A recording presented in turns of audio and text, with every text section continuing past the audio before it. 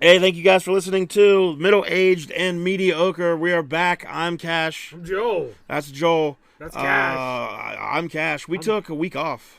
Yep. I think it was a week. Feels like it's been 6 months. Feels like it's been a little while. Yeah. But I think it's only been a week. We missed because of Christmas. I think it's, just a week. Yeah, Christmas So, and New Year's and stuff. We're back. We survived the holidays. As mediocre as ever. It was, yep. A new decade of it. A new decade of 2020. mediocre. We're older. Yep. We're wiser. Well, I mean, older for sure. Yeah. Definitely. More mediocre. Yes. I'd say we definitely upped the mediocrity. I'm 90% mediocre right now. Not bad. Like some people are like 70% water. Right? I think most people. I'm 90%. Some people. Not vampires, okay? You got Not me. them. You got me there. Yep. I can't argue that. But yeah, so we this is episode 11, I believe. Wow. I might be wrong. I don't know. Probably is. I don't have time to research this shit. No. So I'm cheating tonight. Thank you to the Crime Library. Mm-hmm. That's a site that I found this story on because I did not have time to do a ton of research. I know the story. I know about it. Yeah. Like I read about it before. Is it someone that you killed? And it's a story about that. This is my personal diary. Okay, good. So, yeah. But we'll get into my confession later. Good. We're gonna start doing some segments, and I wish I was prepared more to where I had like cool segment intro, sound effects and stuff. Yeah. So we'll work on those. We'll see how they go. What's Joe got going on? What's Joe got going on? I like that. That was good. Thank you. So what do you got going on, Joel? Hey, we had a podcast called What's Going On once. We did. That was a podcast called What's Going On. So that was a podcast called. So I figured since last time you tried to bamboozle ya? Bamboozle and hoodwink me. Yep. With trying to tell me all about the Die Hard story. Yeah. Yeah. Man, I thought I had you. And I mean, I've watched a few films in my day. Up until I started talking, I think I had you. Until you opened your mouth, I was like, I don't know what he's talking about yet. But that was kind of fun how I described the movie. So what we're gonna do Yep. is you've described a movie, and we're gonna see if I can figure out what movie it is based on your description. Based on how I described the movie. Now you said you didn't want me to guess. Yeah, I don't know. We'll play it by ear. Okay. You know, I don't. Whatever you think. I'll give it. I'll let it breathe a little bit. Let it breathe. Let it breathe. Let it breathe. Should I start? Yeah, start. Okay. We're gonna. What are we calling? Do we have a segment name? If anybody has any suggestions for segment names after you hear this episode, let us know. Yeah, let us know. I'll start working on sound effects. Yeah, and intros. I'll sing songs. All right, this the first one of whatever the unnamed segment of this one. It's about a small gang in New York City. Okay. As the movie begins, the leader smuggles out some sensitive government property from where he works. Okay. And a member of the gang on a solo mission actually kills a New York City police officer. Okay. And he's arrested and sent to jail. All right, I still don't know what it is yet. So the other members have to scramble to get bail money together to help get their cop killer friend out of jail. Before he goes to trial and it's too late. That they're on bail first. Right. Before long, the gang encounters another gang, and they get into a fight over turf. Okay. So all this is going on. Okay. I think I might know what this is. Keep going. The leader has to juggle the friend being arrested, the impending turf war, and there's also a nice little surprising new love interest. Can I ask? Does this movie come out in the 70s? No. It did not. Nope. Okay. 90s. In the 90s. Yes. Okay. So the gang is then busted by the cops and forced to wear a wire on the opposing gang and the gang's leader towards the end of the movie, which turns into a real life and death situation. Wow, so there's a gang, they're doing some stuff, somebody takes some government property. Yep. Member kills one of the gang members, kills a New York City police officer, is arrested. The rest of the remaining members need to scramble together to try to get money for bail. I feel like I'm trying to think of a serious movie, and that it's going to be a comedy somehow. Let's see. They're arrested. They have to go undercover. They have to go undercover. I'm going to be very mad when... You probably will be. They go, I feel like I can just say one thing and you'll get it. They go undercover. Against... The cop getting killed's throwing me off. Yeah, that's a big plot point right there. Because, like, I want to say it's a comedy or, like, an animated movie. Yeah. But a cop dies? The cop dies. Can I ask how the cop dies? Eats way too much junk food. Eats way too much junk. Wait, that's how the guy kills him? Yep. That's how the cop gets killed. How do you know? Abracadabra, yo. Oh. Yeah, it's half-baked. Half-baked! Okay, the gang thing was throwing me off. I know, I wanted to change it to make it so it wouldn't be easy. I was thinking like, yeah, like a gang of pals. Okay. That's a good one. That was a good one. It's a good start. So go watch Half-Baked now. That's a great movie. It really I just was trying to think of what gang. I thought you were talking about the Warriors. Yeah, that's why I said gang. I was like, I gotta change it up a little bit. That was good. And he smuggles out government property, the weed he does. takes. Yep. I thought when you said like smuggles out government property, and there was one other point, the love interest thing. Yeah. And I thought Half-Baked, but then I was like, well, there's not gangs. So, and then the undercover thing. Yeah. All right. Good. Yeah. That was good. I mean, it took me a while. It fucked it up with the gang. I cheated. No, that's fine. That's what it's supposed to be. Every time. Good. If you're not cheating, you're not trying. It took me a lot longer than I expected it to take me, but that's good. Look at that, Rio. So I was really worried, like you were going to be like, this movie takes place in whatever, and I was like, it's this. Yeah. When you first said rollerball. When you first said gangs in New York, I was just going to say, is it gangs of New York? Is it gangs of New York? It's Die Hard. It's Die Hard. When you said that the cop died of eating too much junk food, I thought I would have given it I away. immediately started thinking of Carl Winslow in Die Hard eating all the things, and I was like, did he find a movie with Carl Winslow Actually, where those were her first pregnant wife. That's right. You're right. But the guy thought. But then isn't he in the car eating one? Yeah, I think he is. Yeah, they're not for his program. Pretty fast. He told the guy. He told the guy. Me and the guy. He fooled you too. I'm so believing. I was like, Carl's such a good guy. He fought things for his wife, and then he deserved everything he got in that movie. Well, see, here's the thing. If the movie did like a different take, and you see the life of Carl Winslow's character, he doesn't even. Al Powell doesn't have a wife. Aww. There is no wife. No. So he just works. It's like a pile of clothes. He's not even a cop anymore. He was fired months ago. He just has that car. He killed the kid. Yeah, he shot a kid dead. Because he had a squirt gun, or it looked so real. Well, he saves the day at the end, though. Yep. Kills fucking Carl. And I think that's the point of Die Hard is no matter how many people cops kill, they're still a hero. As long as you kill a foreigner at some point. As long as the last person you kill is a foreigner, kill whoever you want. That's right. The more you know. It really is a Christmas movie. And God bless everyone. All right, well, I got a segment before we get into the main story here. The main course. I got a little segment. I'm trying to think of a name. I'm just kind of like kicking some ideas around my head. I think it's going to be called Steve. Cool. The segment's going to be called Steve Cool. The segment name I'm thinking of is You Did Some Dumb Shit and Now You're Dead. Okay. I think maybe somewhere along those lines. So this is going to be... People like hearing about death. Yeah. I mean, the emu episode, no humans died. No. And it got less listens than where humans died. So we've heard you, audience. No more stupid birds. From now on, only humans die. Good. So, you sick the more the fucking merrier. people. So, this is just going to be quick. You did some dumb shit and now you're dead. In 1957, someone brought a 30-inch snake to the Chicago Natural History Museum. And they wanted help identifying the snake.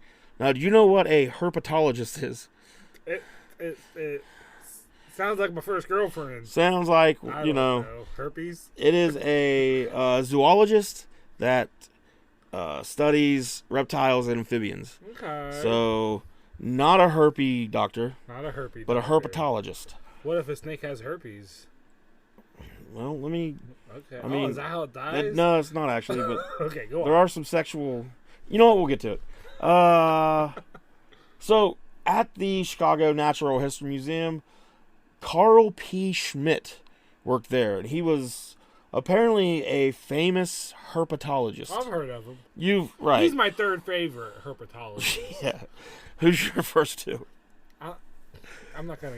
You're not gonna get into it? Yeah, not right now. All right. Well, I mean, I'll just go off on a whole tangent, and we've already had one segment with me, so let's hear. We'll be out here all night. Let's hear about your little snake. Okay? Just fucking listing out our favorite herpetologists. And plus, I mean, that's such an objective thing to list out. It is. Who can say who's better? Carl P. Schmidt was pretty good there. Schmidt was good. Third of all time. He agreed to take a look at the snake, and so that line finally worked. Hey, I got this giant snake in my pants. I'll take a look. I'll look at that snake. So he was actually so good at what he did that he had a lot of species named after him. Oh, yeah. So dude knows what he's up to. So on September 25th, Carl P. Schmidt took a look at this snake and noted that it was African. So that's racist that he just assumed. It was covered in brightly colored patterns and had a head shape similar to that of a boomslang snake. Ooh. Which is a type of venomous snake found in sub-Saharan Africa. Yep. Schmidt, however, had his doubts about it actually being a boomslang because, as he recorded in his journal, the snake's anal plate was undivided. Now, what do you know about anal plates, Joel?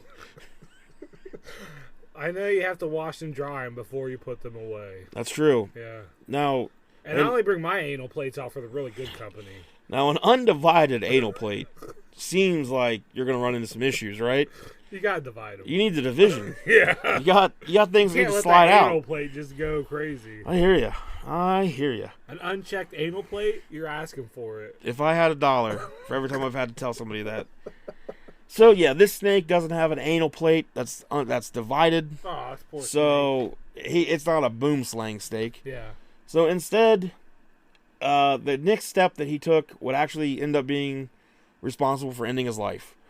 He picked the snake up for closer examination, and as he was puzzling over the specimen's unusual characteristic, his anal plates, his ass, the snake suddenly darted out and bit him on his left thumb, leaving 2 3-millimeter deep bloody puncture wounds.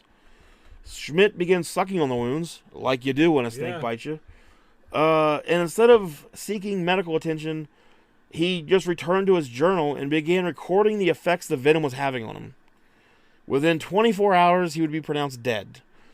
So, here's what's really ridiculous about this. We have the journal entries. Okay. So, let me read these to you. 4:30 to 5:30 p.m. Strong nausea, but with no vomiting. During a trip to Homewood, went on a suburban train.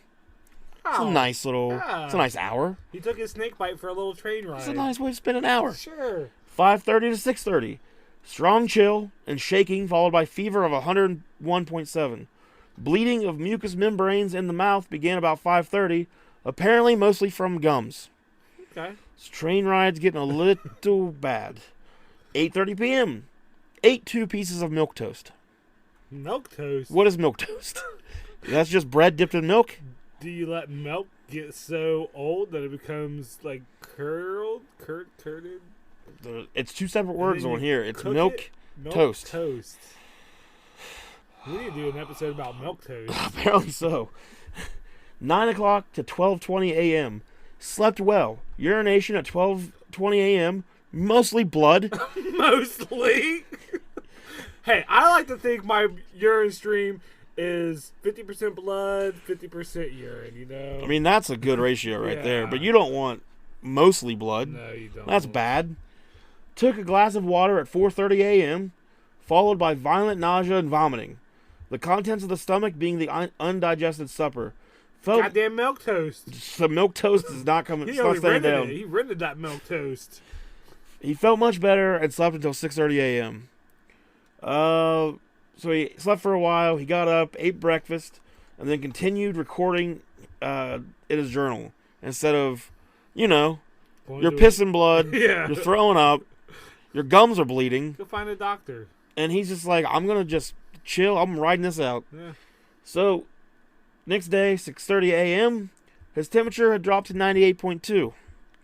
I don't know what a healthy temperature is. I forget now. I think But it's 99. it's like he's going high and then low. That's not Yeah. good. He ate some cereal and poached eggs on toast. Motherfucker's poaching eggs. Yeah. So that's ridiculous. I'm glad he's dead. Did he run out of milk toast? Apparently so. He had applesauce and coffee as well. It's a big breakfast. Especially when you're throwing up. Yeah. No urine with an ounce or so of blood. Or no urine with an ounce or so of blood about every 3 hours. So he's just pissing blood. Straight blood now. Straight blood. And still Ugh. not going to the I'm doctor. gonna write about it. Just let me take some notes here. Mouth and nose continuing to bleed, but not excessively. So, whatever. What's a little bit of blood? And the word excessively was the last word entered into his diary. After lunch, about 1:30 p.m., he vomited and called his wife. By the time help arrived, he was unresponsive, covered in sweat, and unable to talk. The physician was called, resuscitation was attempted, and by 3 p.m., he was pronounced dead from respiration paralysis. Boom slaying venom acts quickly. Just 0.0006 milligrams of it can kill a bird in a few minutes. The venom causes disseminated intravascular coagulation, essentially making victims bleed to death. Through your pee hole. Through your pee hole. This is the perfect time to talk about pee So, holes! we're not going to go an episode without pee hole Oh talk. my god. We're just not. You just slapped me right in the face with that pee hole. Look, we have standards here. If we miss, we will not miss a pee hole conversation. I guarantee it. According to his autopsy report, his lungs were bleeding, his eyes were bleeding, his heart, kidneys, and brain were bleeding. His blood was bleeding. His blood had developed his own blood. Yes. Oh, man. He was advised to seek medical help just hours before he died, but he refused, saying, no, that would upset the symptoms. So, I don't want to interfere with nature. I mean, So what happened to old Carl that brought the snake? That guy feels like... The guy that brought the snake? Yeah, they should, someone should kill him now. I mean, someone just brought the snake to Carl. Yeah, I'll call it Carl. Carl was the herpetologist. Okay, yeah, that's right. And I mean, this dude, he was dedicated to his job. That's why I'm glad I have Netflix. Because I feel like if I didn't have Netflix, I would be looking at snakes' asses. Anal plates? Yeah, see if they're divided or not. I'd get bit on my thumb. I mean, so I'm glad, Netflix saves lives. Yep. So, Netflix, don't look at anal plates. You want to come over at Netflix and don't look at anal plates? I don't, but what I do want to do is take an ad break real quick. Okay. And get paid. Ooh. That's what we need. We need that money. Yeah. So we'll be right back. That pee hole money. And we'll be getting to the main murder that you all love and crave, the death of humans. All right, so if you could pee from... I'm sorry, not pee. If you could bleed from the pee hole or your eyes, which one are you choosing? And I'm just talking like I'd probably go with blood my eyes. just pouring out. I'd go with my eyes just because I think that would look cool. Very goth of you. Yeah, it would, right? Yeah. Like, I want to bleed from the eyes and just go places and act like nothing's wrong. Well, we can make that happen. I'll, go up to the counter and buy, a thing of Visine. And I'm like, hey, they said this will work. You think it will? You think this is going to be good? Oh, yeah. I mean, it looked cool, though, right? The Visine, I drank a whole bottle once. My eyes were still red. I don't get it. That's bullshit, then. Know. Did you send it back? Yep. Yeah, well, all right. It was like 59 cents, I think. I don't know what Visine costs. Probably way more than 59 cents. I'm glad his price is right. I don't do my own shopping. Are you kidding me? Okay, All so right. here we go. Before I really get into the story, I do want to say that if you lived in the 1920s and didn't get murdered, it was a fucking miracle. Congratulations. I'm not trying to just do murder stories from the 1920s, but all the murders took place in the 1920s, and none of them were solved. So, like we said before, unless you caught somebody in the act of murdering, or you went to someone and be like, hey, I just murdered this guy, you're not getting caught. And I mean, I don't know, it's not necessarily about this story, but it's like a lot of them I found, you could do both. Like, you could go tell them, hey, I did that, or you could be caught doing it. You're probably still not getting arrested, and they're still just going to be like, we don't know what happened. Nowadays, you can't kill anybody without getting in trouble. Lord knows I've tried. I know. Oh, better times, my friend, better times. If we ever get a time machine, we're going back to 1920s. Just to kill. Just to fucking kill. That'd be a good horror movie. Yeah. Back in time to kill motherfuckers. So, yeah, we're in 1922. Okay. 98 years ago. Yeah, 98 years ago. Good Lord. Is that right? Yeah. Yeah. No? No? 8, 9, 10. That'd make it 2000. That'd make it. know. I think we're 30. I think it's 90, 9, 10, 11. I don't We're off the know. rails. I don't know, man. I can't even remember what you said. 88 years would make it 2000. So then add 20 more years. 108 years. 108 years ago. 108 years ago. This is 2020. It is? Since you work at like an eyeglasses place or whatever, Yeah. is like the 2020 thing like the best joke ever for you guys? Like, No one said it today, luckily. you guys need to step your game up. I'll kill. You've had 2 days. I will kill anybody who comes in and says anything about 2020. It's like, I mean, you should. I can't believe you haven't already got the joke. You know, I haven't. You haven't? Okay, well, Just, all right. yeah. Sorry. I only Didn't mean to bring it up. I only enjoy good jokes. Well, all right. I mean, I guess that's your New Year's resolution. Okay, around 10 a.m. on the morning of September 16th, 1922. 108 years ago. 108 years ago, 15-year-old Pearl Bomber and 23-year-old Raymond Schneider were on a date in New Brunswick, New Jersey. 15 and 23. Well, let's just back up real quick. Yeah, let's. All right, so usually, I mean, we're just talking about murders, but, good God. Was it the chick's dad murdering the 23-year-old? This time, I don't think there's any incest. But yeah. I mean, if I found out my 15-year-old daughter was on a date with a 23-year-old guy. These were the 20s. Different times, Joel. Yeah. Apparently. You just wanted to get that, yeah. 8-year difference. 15 and 23 years. Okay. New Brunswick, New Jersey. Fucking just the hellhole of America. They were walking on an undeveloped road and started down an isolated driveway and were just kind of talking together. Just they'd apparently been having a fight the night before, and they seem to have gotten past it, if their story is to be believed. Yes. So, you know, hard for a 15-year-old and a 23-year-old not to fight. Because that sounds like a really fun date. hard to relate to each other, I would think. Undeveloped road. Well, they were headed towards an old abandoned farm, so for some privacy. For fucking. For some statutory rape. Yeah. Is what we call that now. Yeah, I can't imagine, like, I mean, I know now, like everybody that's always, you know, younger girls, like 18, 19-year-olds, or whatever. 36 years old, I do not want to fucking date or be around an 18-year-old girl. Nope. Or, like, give me, like, a 40-year-old, I think, at this point. Like, 30 maybe. 30-ish. Yeah. Somewhere, yeah. How these dudes that are, like, 60 or 70 date, like, 18-year-olds and 19-year-olds. Like, those rich guys. I mean, I guess they're, you know, whatever. They're probably not dating them. No. But still, just ain't much sleeping going on. Ooh. Gross. Pearl noticed something odd. She was in a relationship with... No, that's not what... near a small crabapple tree, she saw something lying at the edge of the road.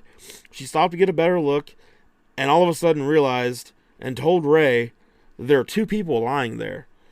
As they walked closer, they saw the couple on the ground, a man and a woman, both face up and fully clothed. Neither were breathing, and it looked pretty bad. Ray wanted to get the hell out of there, but they ran to the nearby home of Edward Stryker, where the police were contacted. Again, 1920, so if you're a 23-year-old dating a 15-year-old, you can still call the cops. Yeah. Like, no fear of that. It's just normal business. So let me show you real quick what these 2 lovers walked upon. Oh, good. This is what they stumbled on. Oh, God, I'm dead. So, right there are the bodies. He's got a hat over That's his how they were face. laid. Okay. The hat over the face tells me that the killer probably knew him and covered up his face because he didn't want to look. The killer didn't want to look down there and see that. Okay. All right. Hat over the face could also mean shoddy police work where they cover up the face. Oh, yeah. Because it was a gross thing to look at. They knew in 108 years that a podcast would be talking about this. Here's the police gathered around looking. That guy is fucking pretty cool there in the back. That dude right there, he knows there's a picture being taken. Yeah, he does. He's the only one that's paying attention. He's like, oh shit, let me look like I'm badass here. He kind of looks like who was remember the show Coach? Yeah, Craig T. Nelson. Craig T. Nelson. That's Craig T. Nelson right there. I said Greg, but it's Craig. Whatever, it doesn't matter. You got the T. Nelson part right. That's his dad. Kind of looks like a mix between him and Bill Maher. What's that say? Actual scene showing where dead bodies of Reverend Hall and something Mills were found. Okay. Note the bloody legs.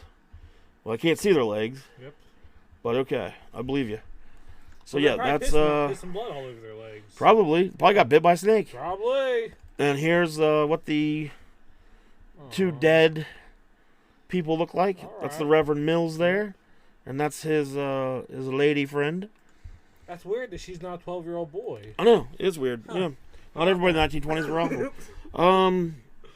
Lieutenant Dwyer took the call and ordered Patrolman Edward Garrigan, not Irish at all, to investigate. Officer James Curran accompanied him. They soon reached the scene where, horrified, discovered the bodies laying dead on their backs. Both had been shot in the head. Ooh. The man once and the woman 3 times. That's a crime of passion right there. Her wounds were under the right eye, over the right temple, and over the right ear, with an exit wound in the back of her skull. He'd been shot over the right ear with an exit wound in the back of his neck, as if someone had shot him from above. So, on their knees. Probably a pretty good chance that they were sitting down, maybe? Or it was Yao Ming. Or Yao Ming. Went back in time. One of the two. Yes. Well, yeah. So, I think they were maybe sitting down. Yeah. Kneeling, maybe? Killer came up to the... Or what if she was kneeled down and he was standing? Ooh. You mean like proposing to him? She was proposing to him. Yeah. Proposing to suck that dick. Oh, why'd you have to talk ill of the dead? The feet of both were pointing towards the crabapple tree, and the woman's head rested on the man's right arm, as if posed that way for a particular reason. Oh. The woman wore a blue dress with red polka dots, black silk stockings, and brown Oxfords. I love what they call shoes like Oxfords and just don't say shoes. I like black silk stockings. I'm wearing a pair right now. I thought your legs looked slimmer. Thank you. You're welcome. A brown silk scarf was also around her neck, but it was soaked in blood and was wound around her throat. Maybe that's how she wears it. Maybe while she was doing the BJ. Yeah. She likes a little choking. Maybe. You know, just because 1922 doesn't mean they're all prudes. 108 years ago. Yeah. You're just going to keep saying that now that you know it. Let's see here. Under the hat's rim. Wait a minute. I skipped ahead a little bit. It is 98 years ago. Sorry, go on. 8, 9, yep, you're right. 98. Okay. 9, 10, 11. Then the 8, 9, 10. Yeah, you're right. All right, sorry. You got one over on me. So she's on her knees sucking dick, getting choked out. This microphone is not cooperating. There we go. Okay. Yeah. So we don't know if that's what happened. The man's face was covered by a Panama hat. So there you go. It was placed there by the killer. I always assumed the cops did it. But they could see that he wore glasses. What does that mean? How was that? If the hat's on his face, how do they know he wore glasses? I'm already seeing some holes in this story. Yeah, in the guy's head. Oh. Just under the hat's rim, it was clear that the glasses were spotted. Okay. His right hand was extended partly under the dead woman's shoulder and neck, and their clothes were in perfect order. Scattered pieces of torn paper, which turned out to be letters and cards, lay between them. The woman's hat lay off to her right. The strangest thing was a small card leaning against the heel of the man's left shoe, obviously placed there by whoever had killed the two. It was speckled with something, either fly droppings or blood. The grass around them was trampled. Fly droppings? I've never seen fly droppings. Yeah, I don't know. That's very specific and weird. I'm going to go to Walmart and be like, hey, where you going to keep your fly droppings? I got to murder some motherfuckers. Yeah, I don't know what a fly dropping, who knows how many... fly? Is that a fly dropping? Who knows how many fly droppings we've seen in our life, and we just didn't know. Yeah. How many have you eaten? A lot. A lot. Yeah, a lot. I got 6 flies in my pocket right now. You gotta quit carrying on dead flies. How else am I gonna get them droppings? Curran went to call it in while Garrigan, again, Irish as shit. Yeah. Garrigan, I can't do an Irish accent, made a closer inspection of the scene. He saw that the woman's throat was a mass of maggots from ear to ear, but he did not touch her. I like how it says, but he did not touch her. I feel like he did. Like, that's why else would he write that? Like, hey, I didn't touch her maggot-filled neck, okay? Yeah, I don't know, like, why they wrote it that way, but, like, it sounds like they're like, he didn't touch it, though. Yeah. It was weird. Like, you know, you see a throw full of maggots, you want to touch it. Yeah, you want to get, like, slip a finger in there. Well, yeah, you want to see what it feels like. He found a man's wallet lying open on the ground, and inside was a driver's license belonging to Edward Wheeler Hall, 41, of New Brunswick. Very shortly after, Albert J. Cardinal of the New Brunswick Daily Home News arrived. He asked if he could pick up the card at the foot of the male corpse, and Garrigan granted permission. Sure, reporter. It was the first of a multitude of errors made in handling the evidence.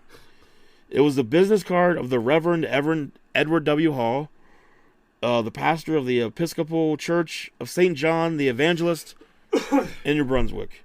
So that's our male victim, is the Reverend Edward W. Hall. Curran stopped a motorist and asked if he knew this minister. The driver, Dr. E. Leon Loblain, said that he did, which that's all right. Lucky break there.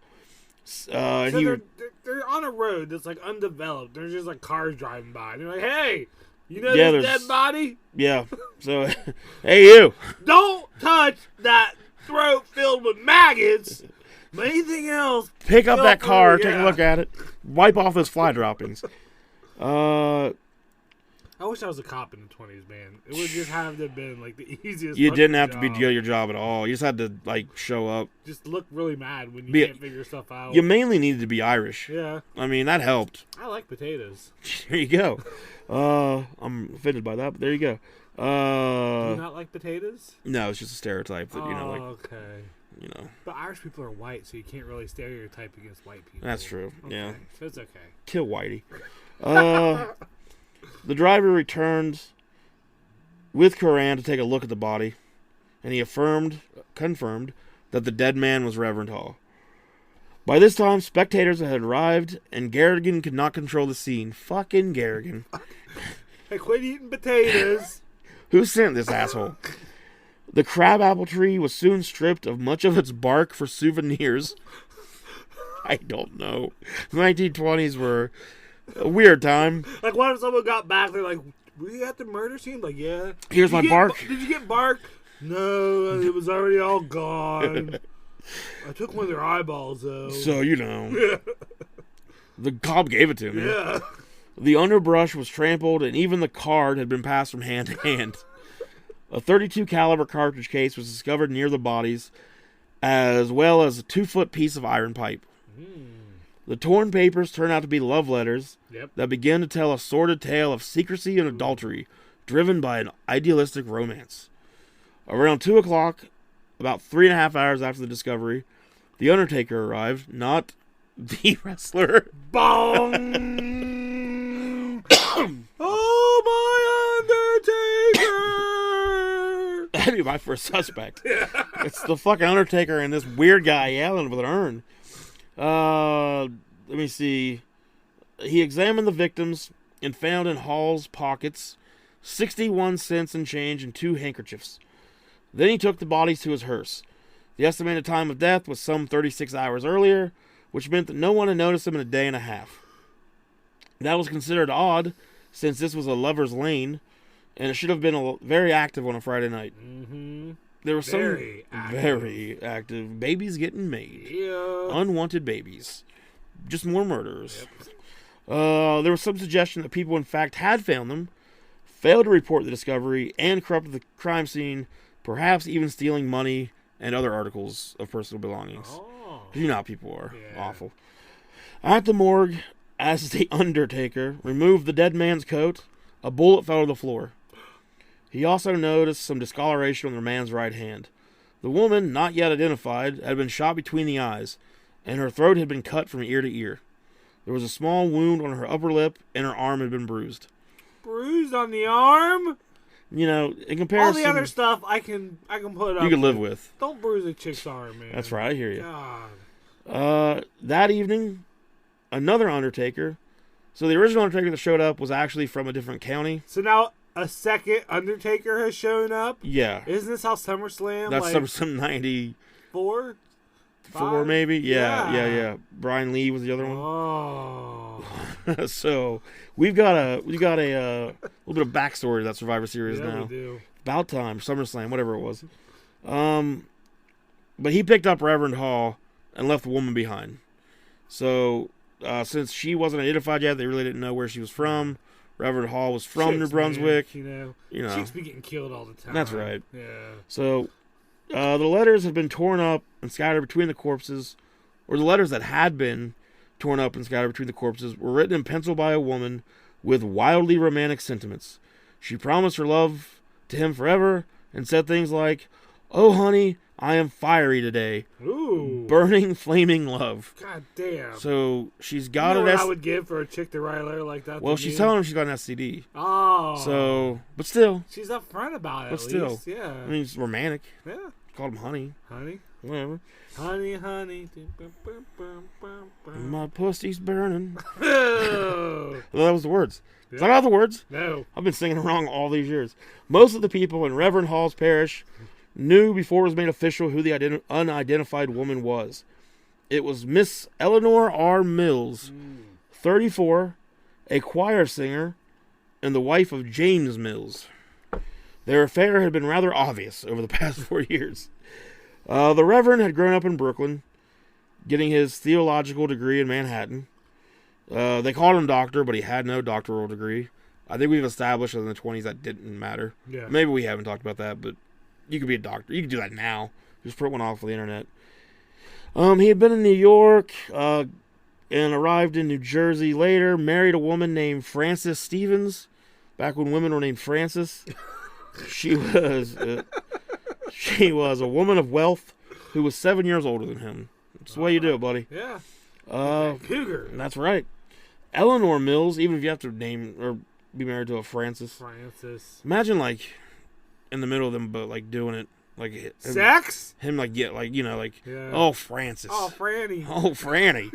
Franny. Give me that fanny, Franny. Eleanor Mills, or the corpse of Eleanor Mills, had no personal papers or markings of any kind. The person who finally identified her was a reporter, Frank M. Diener, of the Daily Home News. He knew her and added that her husband was a school janitor. They had 2 children, Charlotte and Daniel. She was small, slender, and pretty. She had a passionate soul that was not satisfied by the frugal way she was forced to live with her unassuming husband, who was a decade older than her. Well, fuck her then. Why did she get divorced? That's then? right, She's man. Let's keep to the 1920s, okay, and not the 2020s. Okay. So I'm just saying, if she ain't happy with her janitor husband, she ain't got to be out there fucking around on him. She can just be like, "Honey, I'm not happy." Okay. She didn't like that frugal lifestyle. She wants a rich, lavish lifestyle. And the Reverend here has a wife that has a lot of money. 2 + 2 equals these two are banging. A slit throat, bitch. Okay. Sorry. Oh, Uncle Joel's a little sensitive, okay? Why are you Uncle Joel? I don't know. The public interest in the case, as well as its scandalous nature, drew a legion of journalists in New Brunswick. The obvious chief suspects were the spouses of the slain couple. Oh, yeah. I mean, they got together, tag team match out in the fucking abandoned field. Or Can you farm blame field. them? Can you blame them? They won. They brought an iron pipe. Yep. You don't bring love letters to an iron pipe fight. I've always said that. You don't. Prior to her marriage to the Reverend, Frances had lived with her mother and brother on 23 Nichols Avenue in New Brunswick. 23 Nichols? Nichols. Okay. Her and the Reverend Hall moved in there after her mother died. She was related to the Johnson & Johnson medical supply founders. Okay. So She had some money. Yeah. Several years into the marriage with the Reverend, she and her brothers had inherited around $2 million. That's a shitload of money in the 1920s. Like, I don't know how much, but a shitload. That's probably, She claimed that they she... were comfortable. Yeah. I mean, Johnson & Johnson, yeah, that's money. She claimed that she trusted her husband and did not know of the affair. No one noticed any bad blood between the two women, except for a few reports, and Miss Hall visited Mrs. Mills frequently during her convalescence from surgery. and even drove her home once from the hospital. This was just 8 months before the murder. On Thursday at the afternoon of September 14th, Frances had made preserves in her kitchen. Jams and jellies, you know. She took a call from Eleanor Mills to leave a message for Dr. Hall. So that's September 14th. The bodies were found, what day? September 16th. Okay. So 2 days before, old Eleanor is calling the wife of the Reverend and leaving a message for him. That was at 6:30 that evening. She called again at 7, and then again 20 to 8. Damn. She needs that dick. She does. And Hall said he was going to go out and check on her. She sounds fiery tonight. Yeah. I'm going to bless that pussy. And you know what he told his wife that he was going to go check on Eleanor's medical bills. Okay. Like, I'm just going to go look at them. Yeah. I better go look at them. What? It needs an expert eye. Didn't need very good lies back then. No. Frances played solitaire for the next 2 hours. Her brother Willie, who was 50, who could not live on his own, lived with them, came out of his room to say goodnight, and then Frances went to bed. At 2:30 a.m., she dressed and went to church in search of her missing husband, accompanied by Willie. The church was dark, so they walked past the Mills apartment, also dark. In the morning, Frances called the police and learned that no casualties had been reported. She did not leave her name, which would have serious repercussions. Then she continued to search for her missing husband. So this was 2 days before the body was found. So... But she didn't want to name him. Right. She didn't want to... She probably knew... She knew what was She knew what was going on. She didn't want to embarrass herself. That's what rich people... That's how they are. Yeah, you know the rich... I'll embarrass myself fucking any Richies. Yeah. A reporter called on Saturday, which eventually led to the news of the discovery of the bodies. She believed that robbery was the motive, since Hall's gold watch was missing, and he had carried about $50 in his wallet most of the time. So that was like $1,000. Yeah. I have no idea I don't know if that's true. Let's see. James Mills, 45, was the acting sexton, which is not the thing you think it would be. A sexton. Yeah. It's like a religious thing. He gets to fuck anybody he wants. You would think that's what it means. Yeah. I bet that's why a lot of them take the job. They're like, yeah, I want to be a sexton. Yeah, and then they get it and they're like, what? When do I start fucking? They're like, oh, you can never fuck again, ever. I don't know if that's true or not either, but I don't exactly know what sextons do. I'm a sexton then. Here you go. Sexton now is just like what you do on text. Yeah. He works as a full-time janitor. So this is this Eleanor's? Yeah, it's Eleanor's. Yeah, so this is Eleanor's husband, James. He's just trying to provide for his family. That's right, man. Oh, sorry, it's not all exciting. Okay, let's not go back there. He was hardworking, but unambitious and lacked intelligence. He had married Eleanor when she was only 17. I mean, dude, like, what, you know, you're getting what you bought into here, really. I mean, their ramshackle home was located 5 blocks from the Hall household. Hall was a frequent visitor, and Mills was flattered by the attention. He untruthfully claimed ignorance of the affair, saying that Reverend Hall was too good of a friend of mine. Hall had once even paid for some major surgery for Mrs. Mills when James was unable to do it. Mills cooperated completely with the initial interrogation, and he also believed that robbery had been the motive. His own movements during that time of the crime were as follows. He was sweeping up at St. John's at 5:45 on Thursday. He was late for dinner, arriving home at 6:15. Afterwards, he went out to the porch while his wife left the house to make a phone call to Reverend Hall.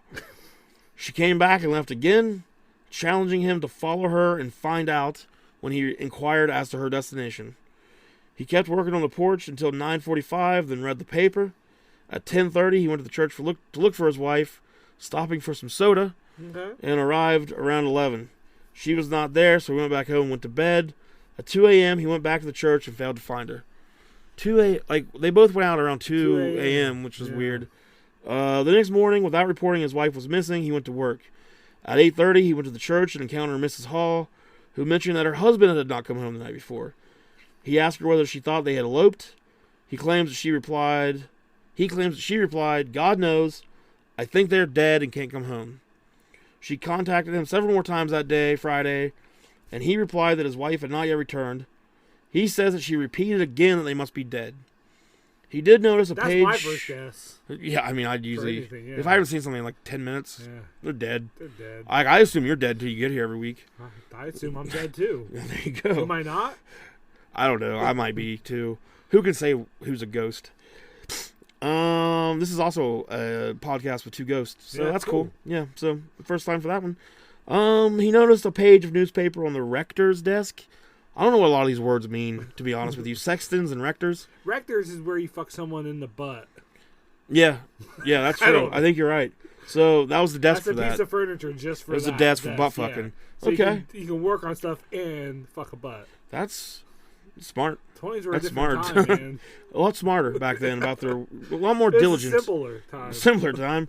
Focus on work. Made America. It was missing from his own paper. He had to see if that anal plate was divided. Ugh. Call back. And contained an article on a prominent minister's views on divorce. Mills's daughter, Christine, confirmed that her mother had clipped the article from the newspaper and had said she was taking it to the Reverend Hall.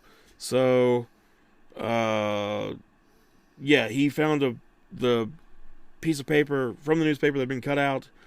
About divorce. It was missing from his own paper, though. So, I don't know what exactly. Somehow, yeah, there was a divorce thing there. He heard on Saturday after his lunch that the wife's body had been found, and he went directly to the Hall residence. The two other suspects at the time were the brothers of Mrs. Hall, Willie and Henry. Willie suffered from a mental disorder that prevented him from managing on his own, so he lived with his sister and her husband. He was impulsive, explosive, and somewhat reckless, but usually had a sunny disposition. That sounds like me. Well, that's the next part. Listen up, retard. He gets better. Don't say that. I'm sorry. He wore thick glasses and had a heavy walrus mustache. So if you grow that mustache out, you're going to be Willie. Yeah, I got thick glasses. Most of his free time was spent at the fire station, playing cards and running errands, since he could not fulfill his ambition of being a fireman. Oh, he's one of those guys? Yeah. Like, if he was alive today, he'd probably, like, be a volunteer firefighter. And he would tell everyone. He'd have the siren on his car. Oh, yeah. And, like, his walkie-talkie, so you could, like, hear the calls being sent out. And it'd be the first thing he said when he met somebody. I work for the fire department, volunteer. He'd always wear the shirt. Always have the shirt on. It's the only shirt he owns. Tucks it in. Yes. Probably has suspenders. He claimed to have been in his room on Thursday evening, going to bed between 8:30 and 9, but was later awakened. He walked his sister to the church at 2:30, passed the Mills house, then went back home with her and returned to his room. He admitted to owning a .32 caliber revolver, but he had not shot it in over 10 years. The older brother, Henry, however, was a retired exhibition marksman. He lived 50 miles away in Lavalette on the Jersey Shore. He's guilty. He's from the Jersey Shore. He's guilty. He claimed to have been out fishing when the murders took place, and he was not close with his sister anyways. However, there turned out later to have been eyewitnesses to the crime who placed him at the scene. The prosecutor also claimed later that it would take an expert marksman to place the shot so closely in Mrs. Mills' head, so he became a strong suspect. Other witnesses saw Eleanor Mills during the missing hours.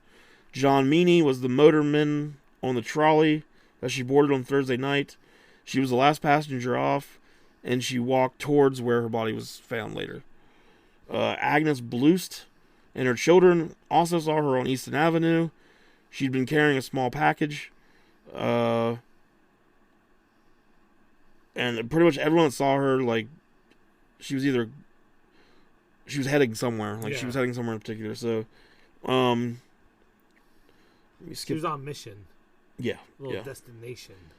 Let me see. Let me go forward a little bit here. Okay. On September 17th, the day after the bodies were discovered, the prosecutor said he had a solid lead. He figured the two victims had been killed by a jealous couple in the Lover's Lane area.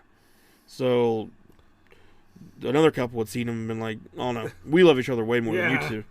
Because that's how that works. Then on Monday, the We've been cheating on our spouses way longer better than you guys are doing it. We fuck each other when they're in the house. We make them watch. Amateurs. On Monday, the investigation was transferred to Joseph E. Stricker's office in New Brunswick, since it was theorized that the couple had been killed over the county line and then dumped back in the county that it was. So the murder had actually taken place in a different county, is what they're saying. It's like an episode of Silk Stockings. Pretty much. Wow. As far as I know, I never actually watched much of it. Always wanted to. Seemed a bit too grown up for me. Nearly 2 weeks went by without a break, so Beekman decided to take a more active role. He wanted to exhume Mrs. Mills' body for the autopsy that had never been performed. He also disposed of any rumors that the Ku Klux Klan was involved. I don't know for sure, because the pictures don't really make it clear. Yeah. But I've read other places. I think she was a different race than, like, I think it was like an interracial thing. Is why the KKK had been suspected, I think. I might even get to it later on in this, but the pictures, like all the pictures you can find, look more like drawings. Yeah. So I really can't tell what's going on, and they're just bad artists. And you don't see color either, which is what I like about you. That's right. You know, I got that weird thing in my brain that I can't see things. Thanks for bringing it up.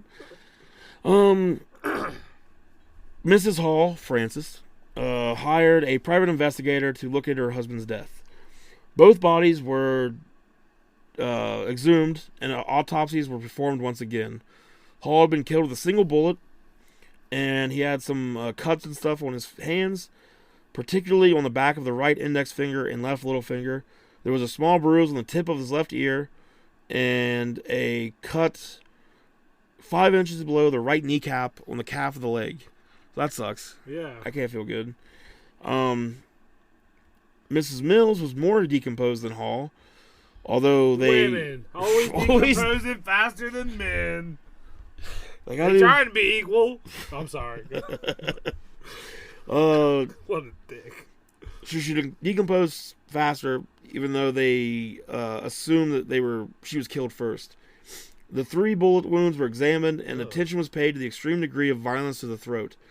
The windpipe was severed, as was the esophagus, but they failed to look inside her mouth, which would later reveal something else of interest. I don't know what that means yet. That's the first thing I do with the girl is look at her mouth. Just grab her mouth. And, yeah. Finally, in October, an arrest was made. Miss Hall was entertaining when the police cars pulled up. Willie came to the door and was ordered to get into the car. He was taken to the Somerset County Courthouse for investigation. Sometime later, Miss Hall noticed that Willie was missing and reported this to police. So there was like a party going on after her, husband's been found murdered. She's like throwing a party for some guests, and at some point her brother just gets arrested and no one notices. While a half a dozen men... Oh. So she knows he was missing. He was actually at the police station. She reported it to the police, and the police sent half a dozen men searching for him. So... Stand-up police work. Yeah. On Sunday, he was released later and was returned home. On Sunday, October 8th, 4 more people were brought in for questioning. The couple who had found the bodies, and 2 other suspects, Clifford Hayes and Leon Kaufman. Kaufman was 16, and he had some interesting things to say. On September 14th, Hayes, who was Clifford Hayes, had a gun, was like walking around showing off his gun. Pearl, I can't keep track of who all the fuck these people are. Pearl was a 15-year-old girl, right? Okay. She found the body. Yeah. Bodies. So, Pearl was with another man while Hayes was walking around with a gun. And when they went searching for them, they couldn't find him. So they finally just eventually left. Pearl had said that the other man was her father, and he was drunk, and she was just trying to, walk it off, help him walk it off. They had been followed and abused by the 3 boys, is what the statement is given now. So, October 9th, a statement was issued to the press that Clifford Hayes was being charged with the murders based on a signed statement made by Schneider. It was a case of mistaken identity. He had thought the couple to be Pearl and her companion. The explanation failed to account for many things, such as why the woman's throat was cut, why the love letters were torn, and why the corpse was proposed. The prosecutor was certain that they had the killer, though, but he was wrong. He wanted to be so right. Sure. You know what? I said this earlier that it wasn't going to be involved, but I was wrong. Shortly thereafter, Pearl Bomber's father was jailed for incest. Oh. And he claimed that Schneider was the killer. And then Pearl was jailed for incorrigibility. So I think that's just like, basically like interrupting an investigation, I would say. Getting in the way. Yeah.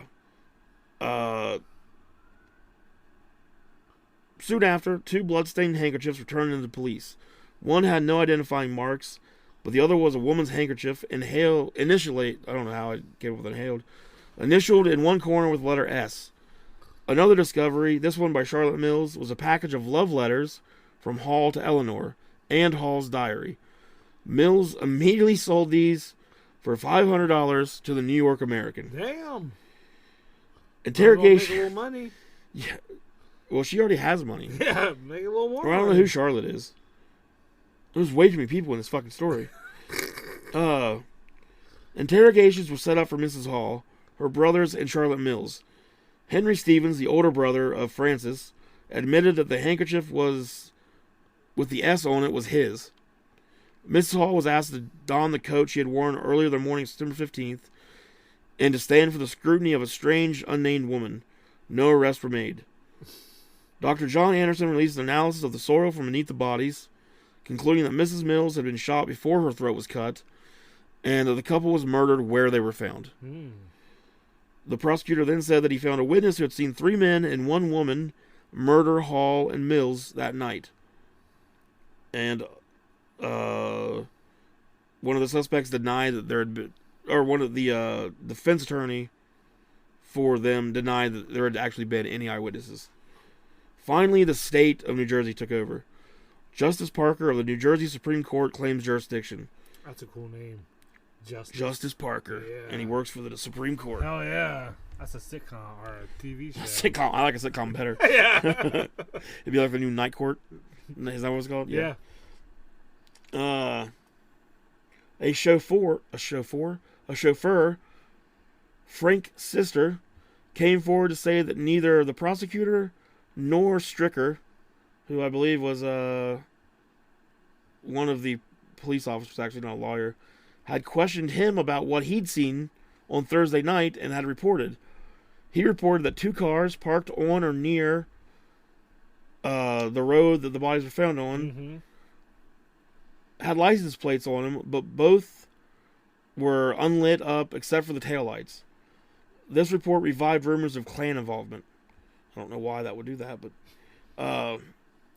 then the identity of the anonymous eyewitness was revealed. Jane Gibson, better known as the Pig Woman. Okay. What she had, She's single? Always blaming on the Pig Woman. What she had to say would amaze everyone. Oink oink. The Pig Woman. That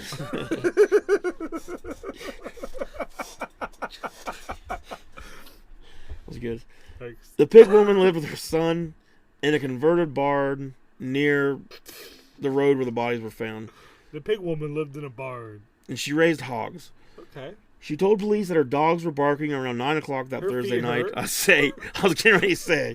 She doesn't really understand what she's reporting here. All right, man, we understand, but can we talk about the murder?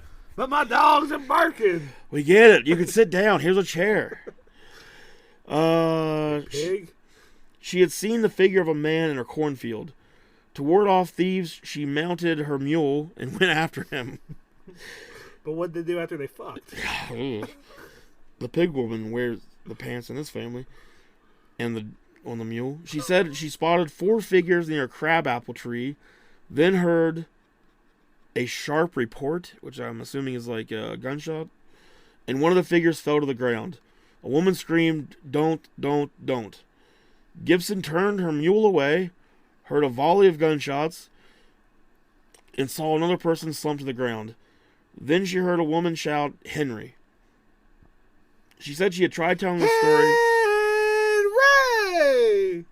At the Love Shack! Alright, sorry. She had said... Remember that? I do. The B-52s? Yep. She said she had tried telling the story to the police, but they had been too busy to pay her any attention. Probably because she was a pig woman. Yeah. I mean, no one's going to trust the Pig Woman. Get out of here, pig lady. Ah, scram. I'm a pig woman. All right, whatever you say, pig girl. Oink, oink. The story she told sounded good, but conflicted with Hall's autopsy report, which indicated someone standing above him had shot him. Stricker thought Gibson's account was good stuff, but good stuff, kid. Good stuff, Piggy. That's not condescending at all. Good stuff. But Beekman found it all too vague for a grand jury. Special Prosecutor Mott called it his most valuable evidence, particularly since the pig woman said she could identify the killers. This poor lady, 98 goddamn years later, she's still there. She can't just be whatever her name is, lived by the crime scene. She's gonna be fucking pig woman. I mean, you could have remembered her name, and you didn't. I didn't. So, you only got yourself to blame. I like the porker, though. Now? Yes. Oh. Is she here? Do you have her body? Yeah, it's one of the few I don't have. It decomposed pretty quickly. Pretty good. As a woman's you know how women are. You can't hang around very long. With reporters eager to hear. What? Baby leaving. She provided further details. She had noticed an open touring car parked on the Easton Avenue, like that seen by the chauffeur. The Halls owned a touring car. I don't exactly know what a touring car means, but whatever. They owned one. And I think they're the rich ones, so It's like a nice car, I would say. It was when she turned around and cut across a field down a small lane that she saw 2 men and 2 women standing near the crabapple tree, arguing bitterly. A car coming into the lane behind her illuminated the people, and she saw a woman in a long gray coat and a man with a dark mustache and bushy hair, walking towards the abandoned farm. A little later, she said she heard a woman ask, "How do you explain these notes?" Then she added another item.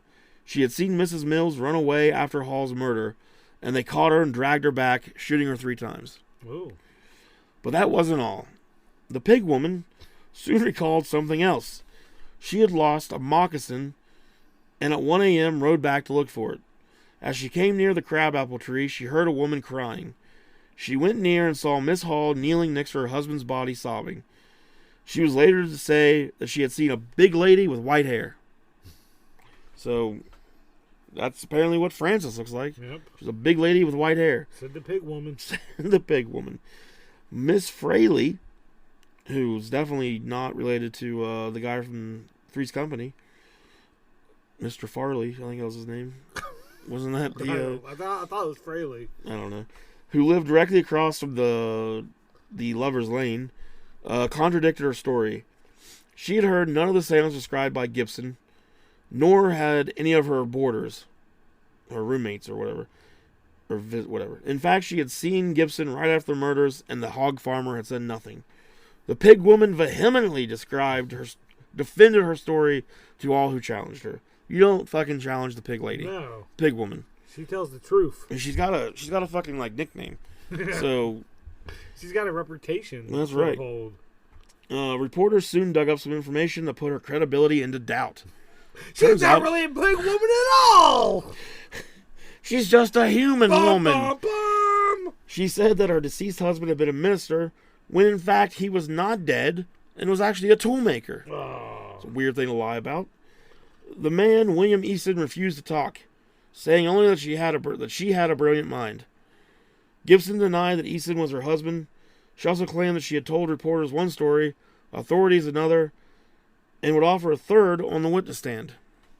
So she's admitting that she lied, but at the same time saying she's not lying. If you believe it, it's not a lie. And then her husband's just like, "Look, I don't know. She's the pig woman. I don't know what you want me to tell you.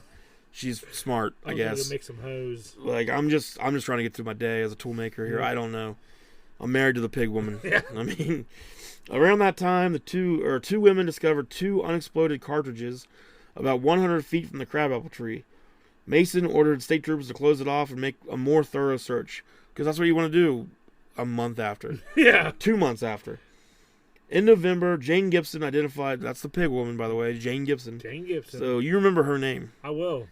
I'm going to tattoo it on my neck. At the end of this episode, at the end of the story, I'm asking you what her name was. You can't write it down. Okay. I'll forget what it is. You tell me anything. JG, that's your initials. I know. You're definitely going to say it was Joe Gant. So the pig woman identified Henry Carpenter, with a D, as the actual murderer. He lived two doors down from the Halls and was their first cousin. His brother had officially identified Hall's body. That was a passing motorist. But Henry offered an alibi, an early dinner with his wife at home and some friends, leaving around 10:30. Several people knew the pig woman came forward to attest to her unreliability, claiming she was unknown around the neighborhood as a liar. Or she was known around the neighborhood as a liar. I wouldn't even believe anything I say. That's all I do is lie. That's what she's saying. Or no, there were people that came forward to say, she's nothing but a pig-faced liar. Pig-faced liar. I don't think she said that, but George this Kuhn. Bacon ain't frying. I don't know. George Kuhn, who owned a cigar store, reported that Willie had came in on September 19th and asked him to deny any rumors that the family had anything to do with the murders. This was long before That's what innocent people do, though. Yeah. This was long before the pig woman had even gave any sort of statement. Let me see where I'm at here. Finally, on November 20th, a grand jury was convened. After 5 days and 67 witnesses, no action was taken, and the matter was over. Although there were assurances from the authorities that the case would still get attention, few people believed that. For the next 4 years, people got on with their lives. Jesus. Francis moved to Europe, and everyone lived happily ever after. But... well, except the people that were brutally killed. Right. So, Louise Geist was a maid that worked for the Hall family, and she had married a guy named Arthur, and after they had separated, he discovered that she had withheld knowledge about the activities of the family. He claimed that she had told Mrs. Hall on September 14th, which I think was the day the bodies were found, or 2 nights before the bodies were found, that Hall, it was 2 nights before the bodies were found, she had told Mrs. Hall that the Reverend had plans to elope with Eleanor, and she actually went with Miss Hall and Willie Stevens that night, driven by the chauffeur, and received $5,000 for keeping quiet about what she knew. Louise, which is the maid, claimed that this tale was a pack of lies.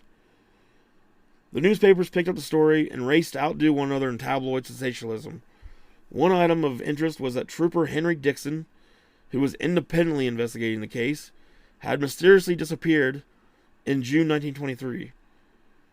Many people believe he was paid to drop off the investigation. So, this guy's saying that the maid, the wife of the Reverend, their chauffeur, and her brother Willie. So it'd be the 2 women and 2 men. So that's through the pig woman song. Yeah. So that makes sense. Maybe old Jane Gibson wasn't lying. Look at you remembering. I remembered it. Well, you wrote... I didn't write anything. You cheating bastard. So cheating to get caught. Which I just caught you. Got caught. Okay. What'd you even write for? Jane Gibson? You actually wrote the whole name out. Jesus. Arrest warrants were issued for Willie Stevens. Wait a minute, I skipped something here.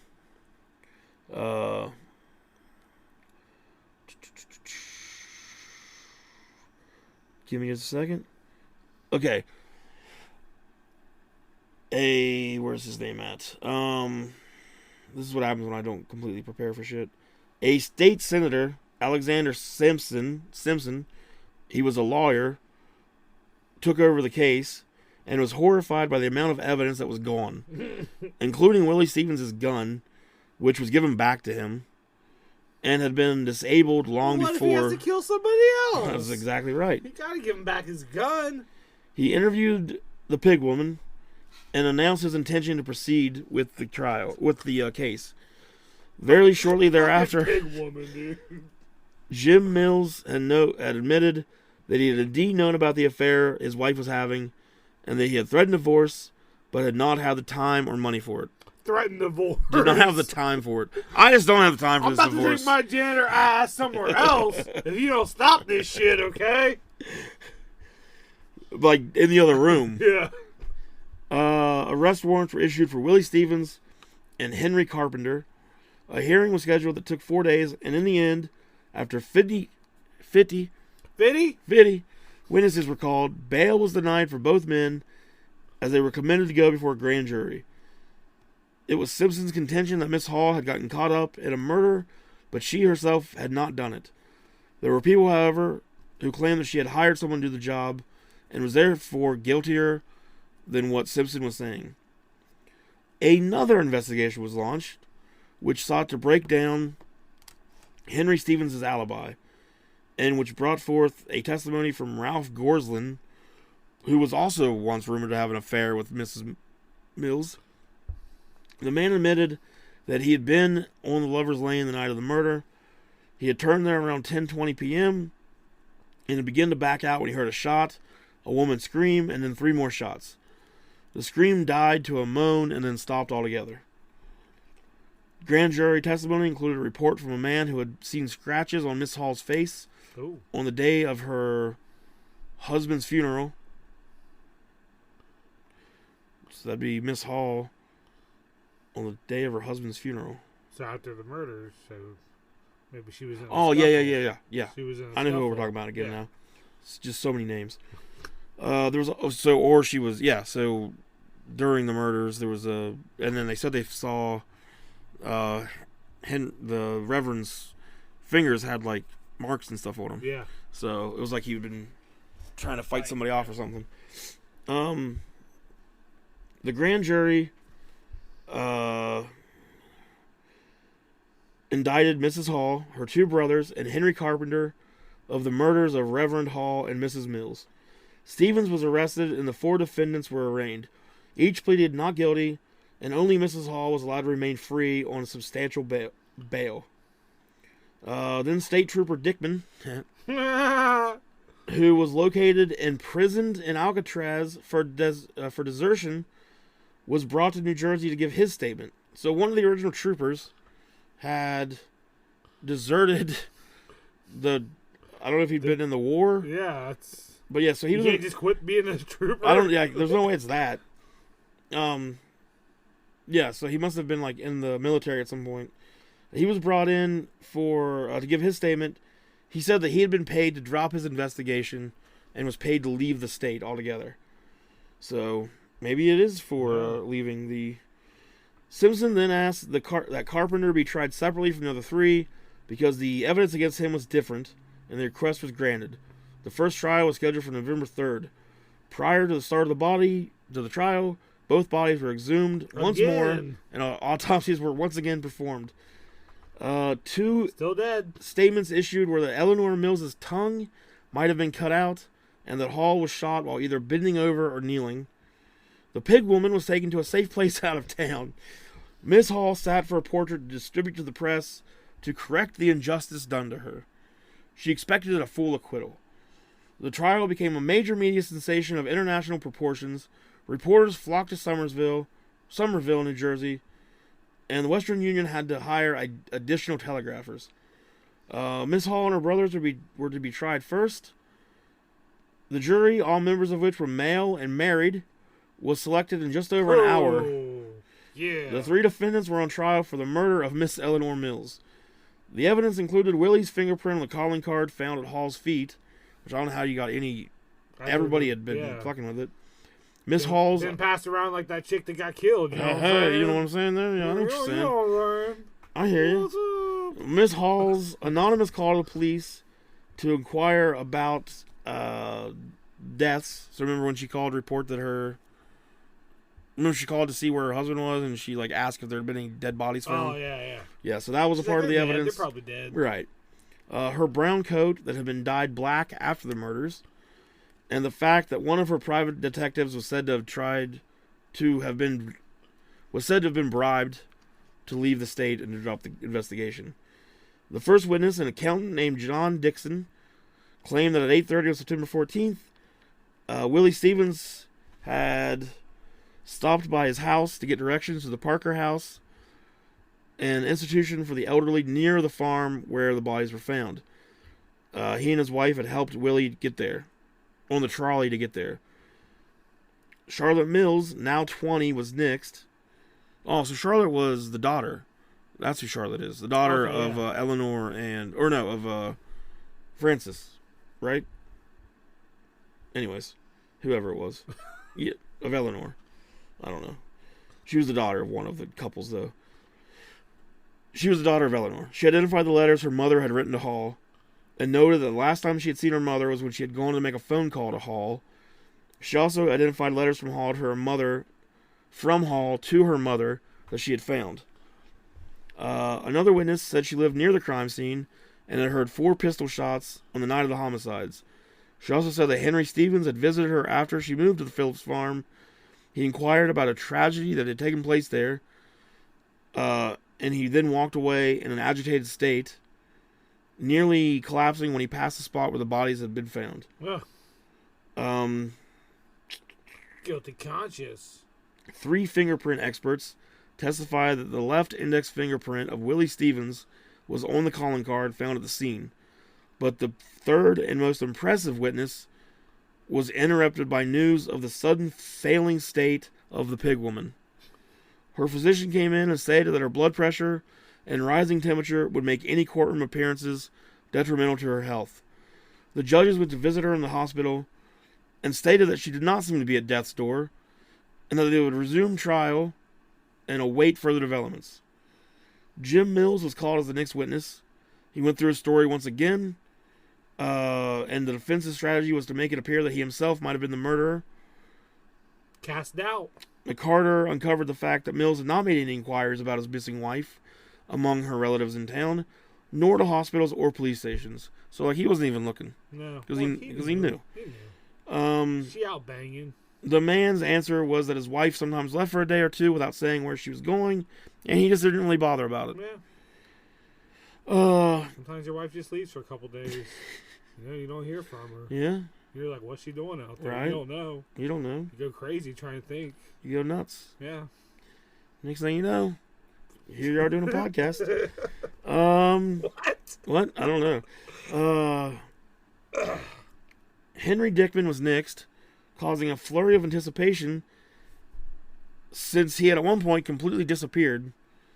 He described how he had interviewed Henry Stevens in early 1923, and the man had been evasive. Henry Dickman was one of the private investigators.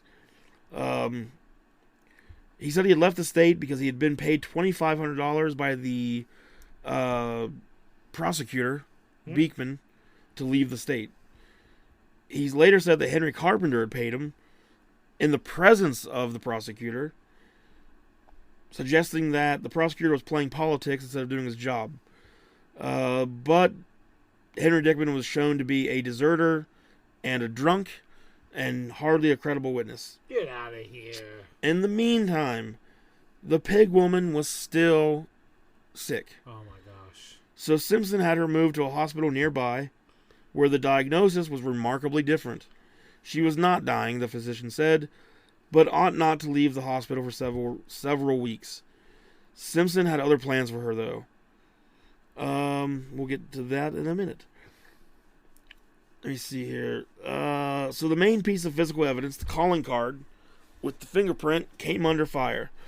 Experts on both sides claimed that they could conclusively say it was Willie's. They could conclusively say whether it was Willie's print. And yet there was a glaring fact that the card had been exposed to the elements for 36 hours, had been passed from hand to hand, and had not been carefully handled as evidence. By the time of the trial, it would have been easy enough to have faked the print, but even so, to say that such a print was definitive either way defied the... something. My thumb just moved and I don't know where I went. Well, yeah, you can't say a fingerprint on a card that's been passed around to 30 people. And yeah, so to say that it was definitive either way defied the state of the art of fingerprinting at the time, and ignored all the problems with his handling. Dr. Otto Schultz, who had performed the latest autopsies, described what he believed had happened that night, claiming the likelihood that Hall had been struggling to get the gun when it went off, and then announcing that Mrs. Mills' tongue had indeed been cut off, along with the larynx.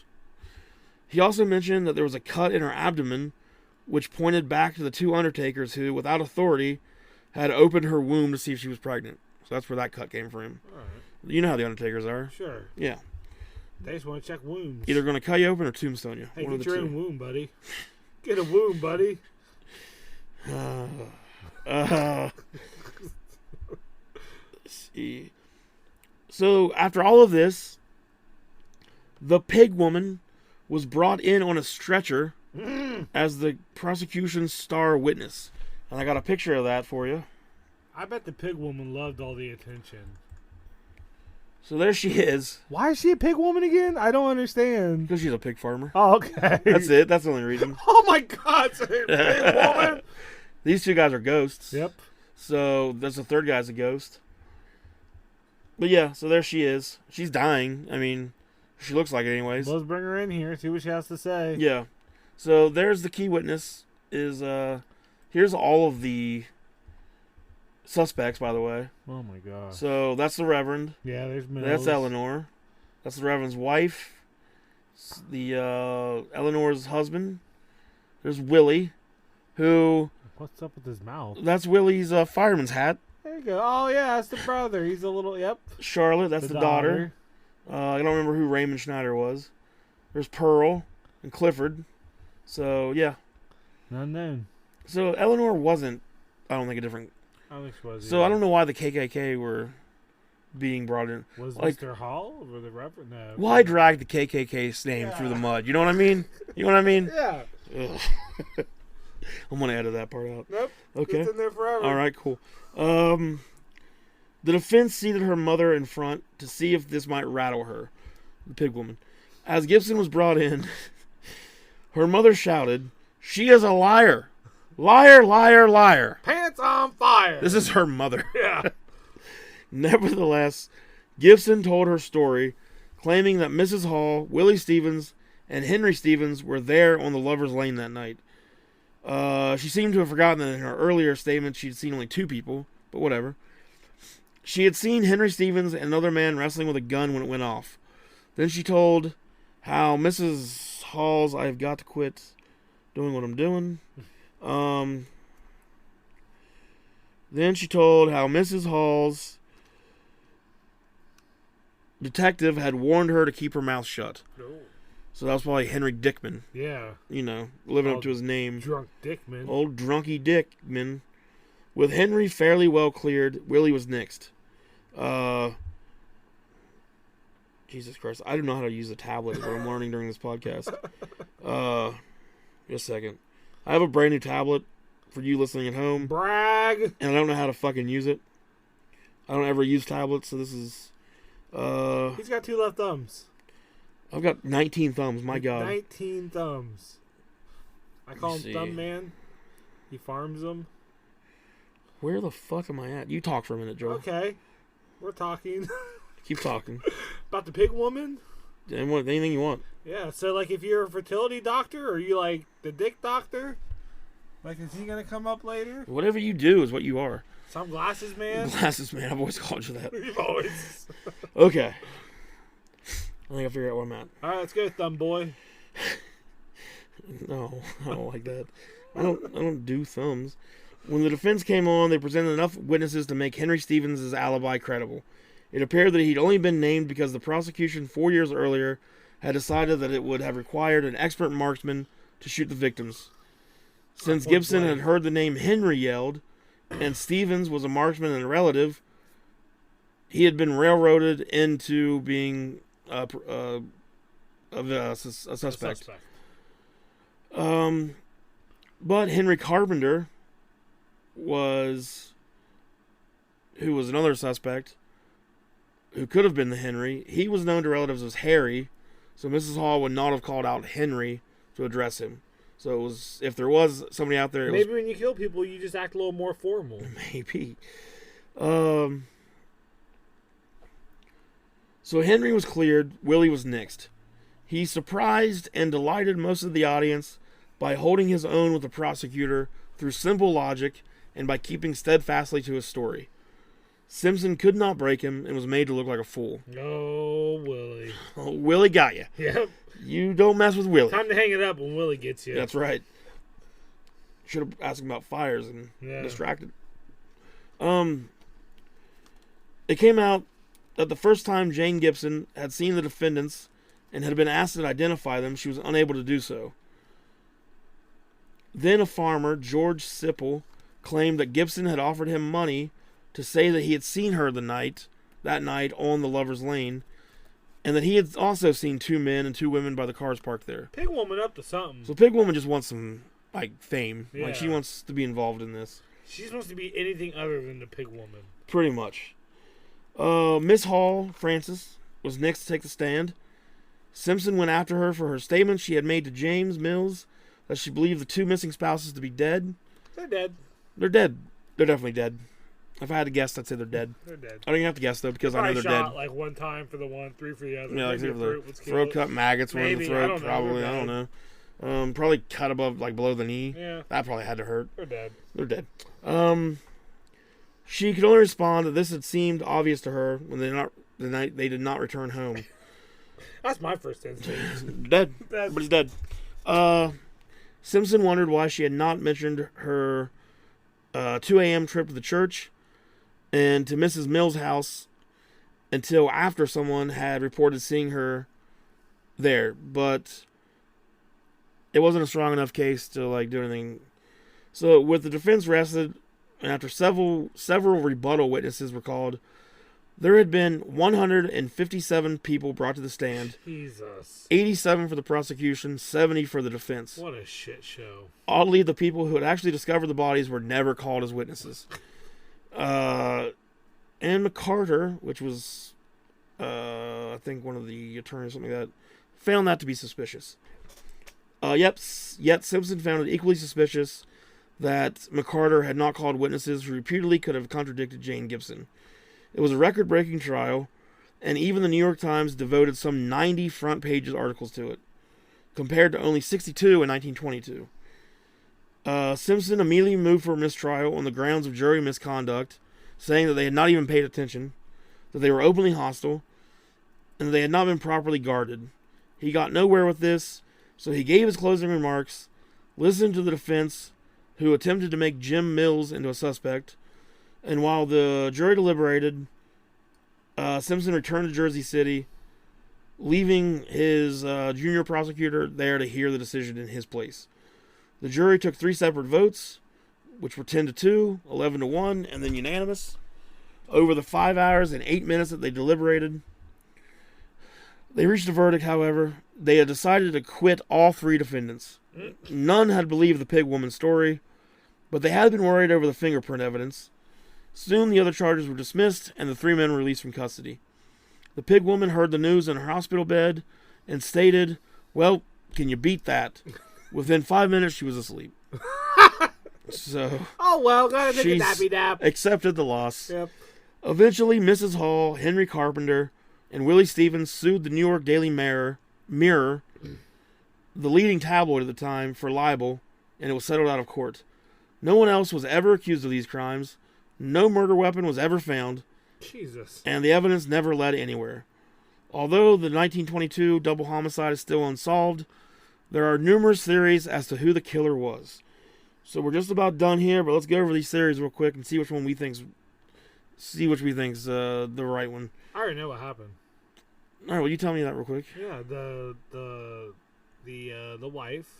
Mm-hmm. I totally believe it was the wife and some sort of people. Yeah. I mean, not by herself, but the rip up love her letters. Her brother. The cut the chick's fucking throat. It was most likely 3 times. It was most likely the. I don't know if the husband had anything to do with it. Yeah, the janitor. I don't know if he did or not. He doesn't seem like he actually. See, I think it's the wife too, because she covered up the husband's face and only shot him once, and that's my guess. So there you go. Yeah. Not our OJ. I'm with you. Let's see if any of these other theories change our mind. The first theory, the Ku Klux Klan did it as vigilante justice because they frowned on loose morals and because they might have posed the bodies in the way that they were posed. William Kunstler offers this theory in his book, and the main problem with it is that the Klan generally leaves some clear messages that it's their work, and there was nothing to indicate that they did that at all. So that's probably. I mean, they frowned on loose morals. I know. Like, they were all fucking other. I mean, they were fucking each other. The Klan The war? KKK definitely fuck each other. Yeah. That's a fact. Is it really? The KKK the Ku Klux Klan, right now? putting this on wax, all fuck each other. Okay. In the asses at all their little get-togethers. That's white power, pretty much. Pretty much. Yeah. They all love to fuck each other in the ass. Second theory. On the rector. On the rector desk. Their anal plates are divided all the time. Second theory. Mrs. Hall, Frances, did it by herself out of revenge.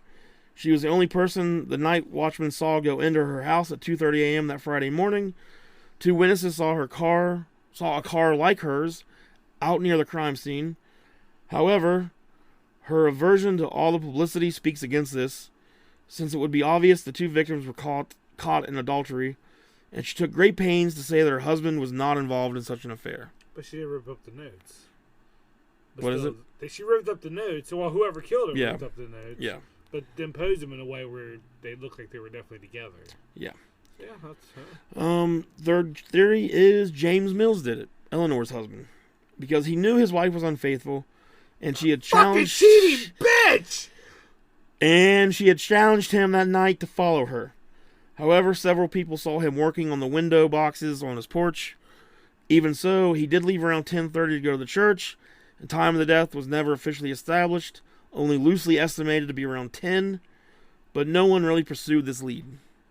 So, no one really even looked into Hasn't he been through enough, Josh? husband. I mean... Hasn't he already been through enough? I mean... He's just trying to work a job, maybe provide for his wife? Uh-huh. Okay? Okay. And that's not enough for her? That's not... Yeah, I mean, yeah. Sure, marry her when she's 17. Yeah, probably shouldn't have done that. No. I mean... Just don't get married. Like, you marry a young girl and all you are is like a janitor. Yeah. All you are is you don't deserve love, janitor. Well, I mean... Hey, if you're out there and you're a janitor, get fucked. Yeah, if you married a young girl, like an underage girl, Janitors she's probably going to eventually at some point expect more. She's probably attracted to that janitor lifestyle at first, you know. He has all the best cleaning supplies. Yeah. But then that just wasn't enough to sustain.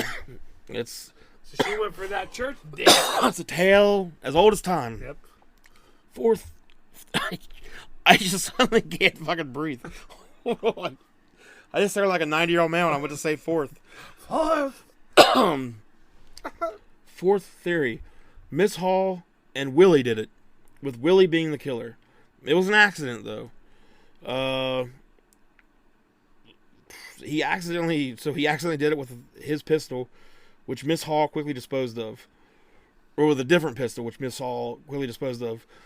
Willie also posed the bodies and cut Eleanor's throat because when rage overtook him, he didn't know what he was doing. Yeah. So was it an accident or not? I feel like maybe in that scenario, maybe he accidentally killed the Reverend and then wanted to blame it on someone, so maybe just totally went fucking nuts on the chick. Right.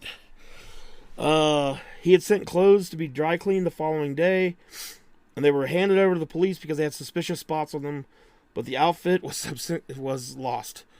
Because, good police work in the 20s.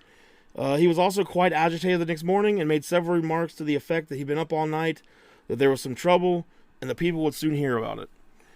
His buddies at the fire station seemed to think he knew about the murders before the bodies were discovered, but they offered nothing substantial at Willie's trial.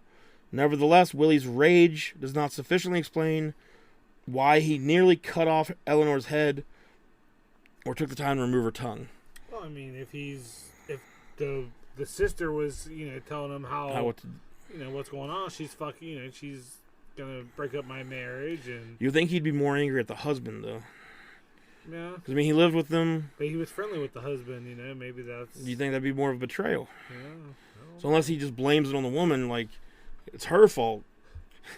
Why are you looking at me like that for? I saw your eyes light up. And I saw your mouth start to go. Maybe it wasn't all her fault. So remember the guy that also had an affair one time? Yeah. With Eleanor? So maybe him. Because he was angry and jealous. And he and a woman who wanted the minister for herself often spied on the two. So he wanted Eleanor. There was another woman that wanted the Reverend. So these two spied on the other two, like we talked about earlier, like the jealous the other two people that were jealous Mm-hmm. or whatever. Like, they got mad because the other two were fucking better or whatever. They should have just fucked each other.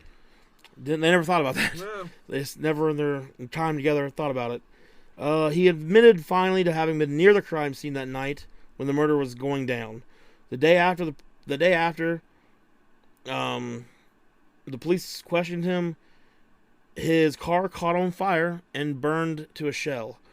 There seems to be no doubt he knew more than he ever admitted. Sixth theory, a jealous rival of Eleanor, who wanted the attention of Ralph Gorsling. There were others in the choir and in the church who hated Mills for being favored by the Reverend as well. A few days after the murders, someone tore out several hymnals, on which Hall and Mills's favorite hymn was printed. Ooh. The favorite suspect is Minnie Clark, a plump schoolteacher, but there's no evidence against her. God damn, they were so mean back in their reporting. This poor, fat, portly, lonely woman is a suspect for the petite, pretty... We call her a pig woman, but old Jane Gibson over there took that name. She was as smelly as she was fat. Unlovable by most people's standards. A real piece of shit when it comes right down to it. Oh, seventh theory. It's like Fox News or some shit. It is. Francis had hired an assassin. A one-time friend of Willie, Julius Balayag, which is not a real name, claimed some 48 years later that on the day after the murders, Willie hired him to carry 2 envelopes, each filled with $6,000, to 2 young men in a New Brunswick alley. But the act of hiring thugs does not fit well with the character of Frances. She would not risk everything on such lowlifes. Yeah. Such fucking That's poor, not a thug's shitty work people. to freaking cover up someone's face right, and like cut through someone's throat. yeah, they would just 2 shots. Yeah, 2 shots. Yeah, Where they yeah. were. Eighth theory, just some random thug did it to rob them. Nope. But again, why cut out the Yeah. tongue? Why slice her throat so bad? There was even some speculation that there was somebody kind of like a Lizzie Borden, just some lunatic. But people were generally not organized enough to pose bodies. Those kind of people are not usually organized enough to pose bodies to the point of leaning a calling card against a foot. It's a possibility. It's just some random person, but that's very unlikely. Some random fat, maybe skinny, smelly, But probably not. Maybe not. Probably fat. Yeah. Probably pig-faced. Probably just miserable and. Just disgusting human life. You know what I mean? Oh, I've seen them. Theory 9, Ray Schneider did it. He thought the couple in the dark lane were his girlfriend and the man that he had seen with her, which turned out to have been her own father. So Ray Schneider is, I think, the dude from the beginning. Okay, yeah. So he thought that, so they're saying that he thought it was the 15-year-old and her, or he thought it was, the 15-year-old and another man, which turned out she was actually with her father the whole time, which then he went to jail for incest. Like, that seems like a whole other story. However, whoever killed them did so at close range, not more than 3 feet away, and probably closer, so there was not a whole lot of chance of mistaken identity there. But he very may well have stolen the Reverend's watch and money. Then the 10th and final theory. Do you have any guesses as to what the final theory is here? Murder-suicide. The pig woman did it. Oh, okay. The defense made this Are suggestion. you talking about Jane Gibson? The one and same. Okay. Pig woman, Jane Gibson. The defense made the suggestion as within the realm of possibility, given the many inconsistency in her story.